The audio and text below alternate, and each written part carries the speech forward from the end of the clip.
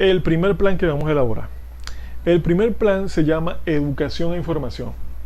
Yo tendría reservas ahí con el nombre exactamente, pero no es nuestro caso. Vamos a hablar exactamente qué es lo que nos pide el plan.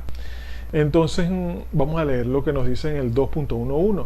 Dice, el empleador a través del Servicio de Seguridad en el Trabajo deberá diseñar, planificar, organizar y ejecutar un programa de educación e información preventiva en materia de seguridad con su respectivo cronograma de ejecución que establezca como mínimo 16 horas trimestrales de educación e información por cada trabajador.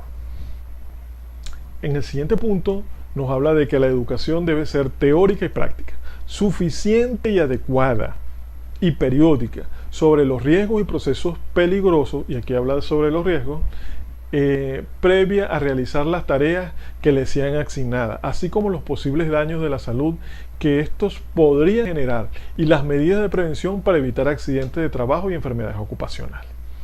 Ok, vamos a tomar, por ejemplo, este plan. Este plan muchas veces lo he visto que solo está compuesto por un cronograma de cursos. Y sí, evidentemente que el cronograma de cursos es parte del plan, pero no es el plan en sí. Entonces, nuestros planes tienen que estar enmarcados en acciones preventivas, predictivas, correctivas y divulgativas. Entonces, por ejemplo, cuando tenemos un cronograma de actividades que nos dice una cantidad de horas ya especificada en la norma y que tenemos que cumplir una cantidad de trabajo, ya tenemos una meta. Esa meta son nuestras acciones preventivas. Estas acciones preventivas son la facilitación de esa información. Después tenemos acciones predictivas que nos van a llevar a medir cómo estamos llevando ese tiempo y si estamos cumpliendo con ese tiempo. Porque si no, tenemos que tomar los elementos que puedan llevar a encauzarnos nuevamente en nuestra meta. Y si no podemos cumplir al final, tenemos que tomar acciones correctivas. Es decir, cómo corregimos que esa falla no vuelva a ocurrir. Además de eso, todas esas acciones tienen que tener una divulgación para que todos estén pendientes de cómo van a realizarla. Pero no solo la cantidad de horas es un indicador, tenemos otras metas, y esas metas es que esa información sea suficiente y adecuada. Entonces, ¿cómo sé si es suficiente y adecuada? Tengo que medirlo. Tengo que medir cómo mis trabajadores están reaccionando a esa información. Entonces, esa información debe ser evaluada para saber si los trabajadores les está quedando.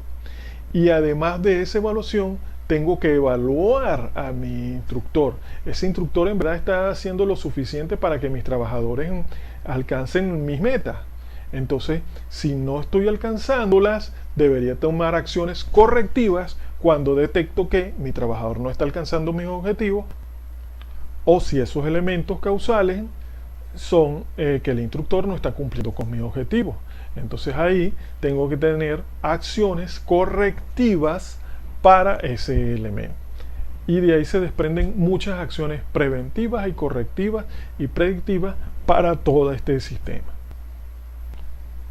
Al final esto me da una cantidad de valores que tengo que medir y evidentemente que me va a ayudar a afinar mi plan. Con respecto al presupuesto, yo sé que claramente el INSACEL busca que se coloquen los ítems presupuestarios y se diga cuál es el valor y cuál es el tiempo de ejecución de lo que se coloca en el programa en general. Pero tenemos que ver algo mucho más valioso y más importante, que es lo que está por sorpresa al programa, que es el tiempo de horas hombres. Tenemos que considerar las horas hombres. Por ejemplo, los costos de hora hombre que requiere el servicio de seguridad a veces son mucho más altos, y cuando nos vemos que simplemente tenemos un presupuesto monetario, no indica la realidad de lo que en verdad necesitamos en el programa. Si tenemos muchísimas horas hombres que tenemos que invertir, entonces muchas veces lo que necesitamos es mucho más personal para poder cumplir toda esa planificación. Pues bien, vamos a dejarlo hasta acá por esta semana. Yo creo que tenemos bastante información para conversar y sacarle mucho más filo a todas las experiencias sobre este tema. Chao, nos vemos la próxima semana.